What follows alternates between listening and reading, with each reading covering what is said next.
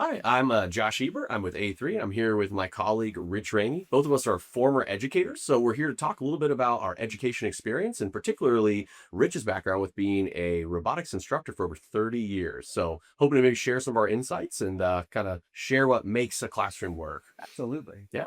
So I guess my first question for you, Rich, looking back at all these programs you've seen, not just your own, but thinking about ones that are really successful in the long term, what's kind of like the secret sauce? What really makes these programs work? What's the advice you get? I think the passion and enthusiasm of the teacher comes out in the classroom, right? The students pick up on that. As a teacher's, teaching robotics and automation, some of the key things too is, how they work with the community. Is the community involved? Do they have advisory committees? Do they get recommendations from local manufacturers?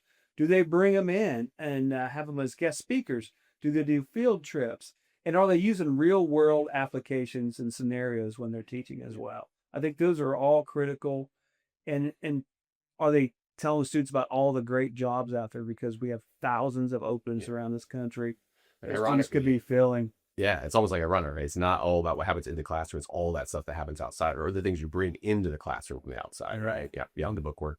Well, I know another cliche we always throw around in education, right? No one cares how much you know until they know how much you care, right? They want to see that the instructor cares about this field, is passionate, that kind of stuff. Yes. All right. So, thinking kind of, you talk a little bit about the educators. What role do they play beyond teaching those technical skills? What else is critical for a teacher to bring to that experience? Well, we talked about passion earlier and the knowledge.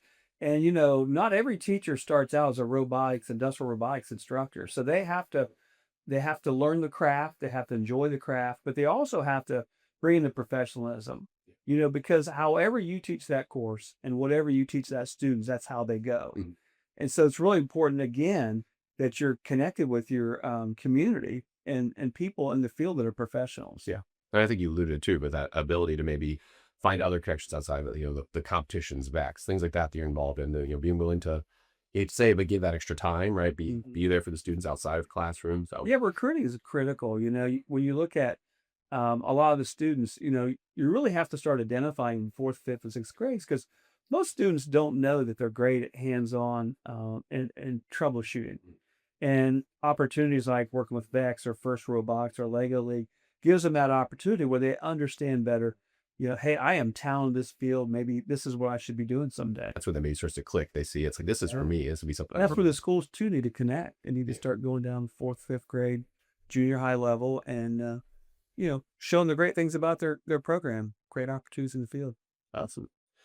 So the other question we've got here, when you think about it, you've already talked about it a little bit with connecting to local employers, businesses.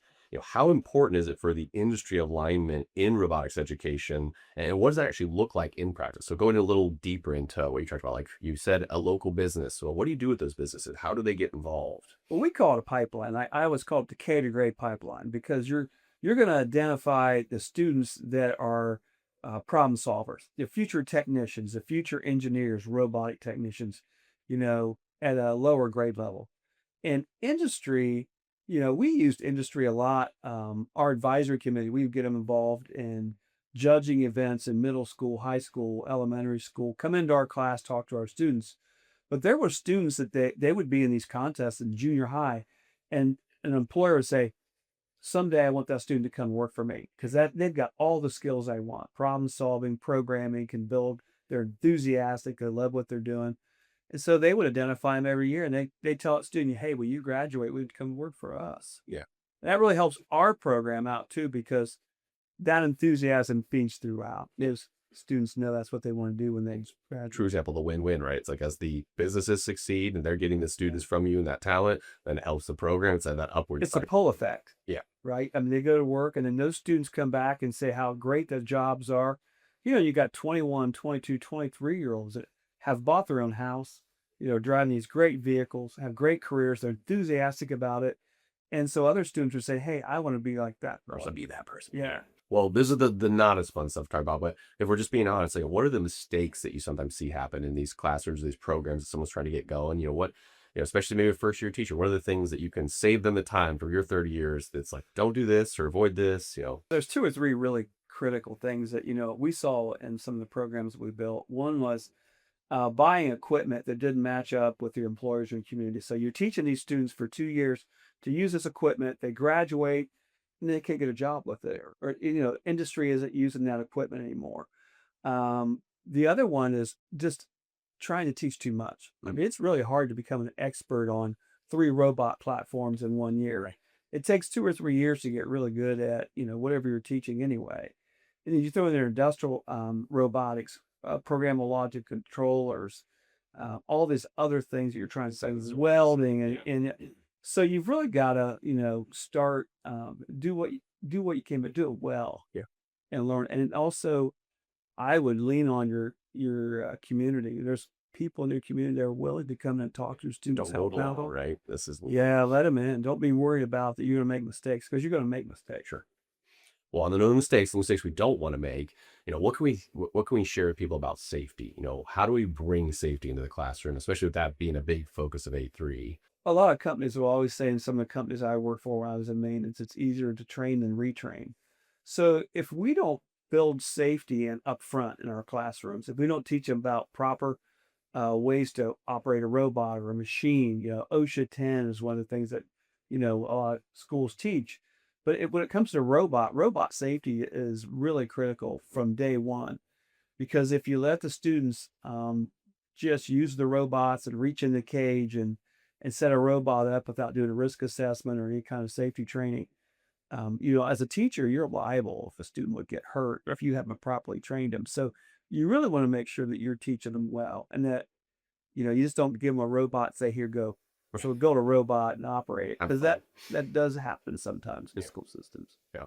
It is always tricky balancing those things of like engagement and fun and passion, and yet rules. There's reason for these things, and this will make it more fun long term. It's more fun having all your favorites. A3, we're developing courses and we have an educational membership program.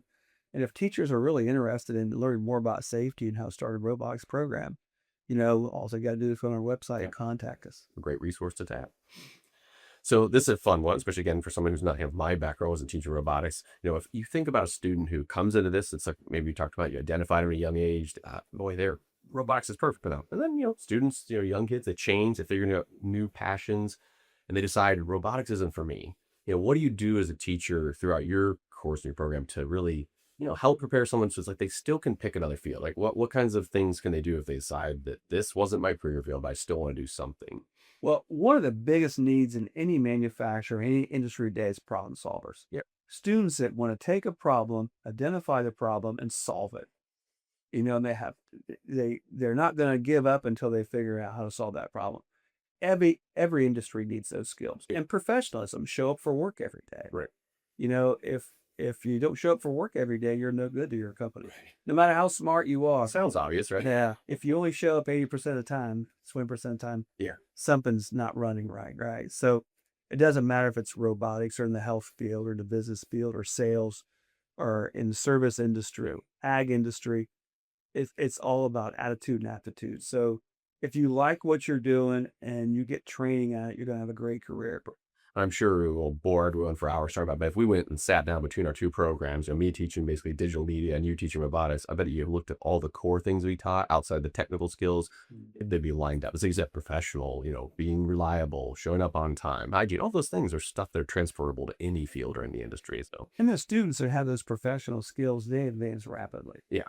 Yeah, and we actually had students that switched programs, sometimes going from you to me or from me to you, and it's like they still were. Those are the most successful students because they had those soft skills that are transferable, and they were part. Right? Yeah. So I think maybe our last question is, if an educator is interested in getting into this field, trying to build a program that's like yours, right, that lasts 5, 10, 30 years, what should they do from day one? You talked about it, like don't try to do everything. Just what do they do to start on day one? I would really one of the first things I would try to get with your manufacturing community, because they're going to be a huge help.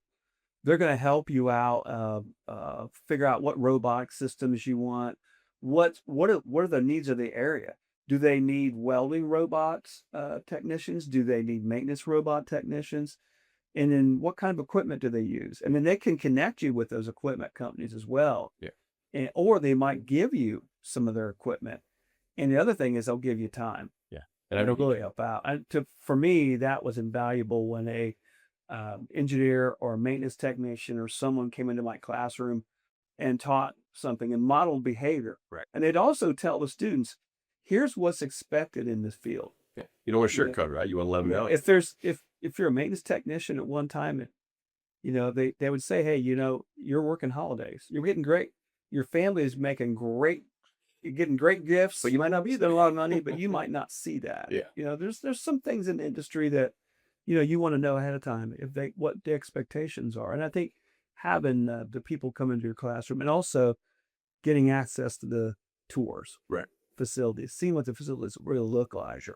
Well, I think that's all we have. We'll be doing a webinar on the 21st. I think it'll be an opportunity to dive deeper, and hopefully we'll have some other individuals that we can bring to the table. But I hope this was helpful to people that are maybe in that position of trying to start their own program or thinking about getting one to the next level. And yeah, I appreciate your time on this. Thanks.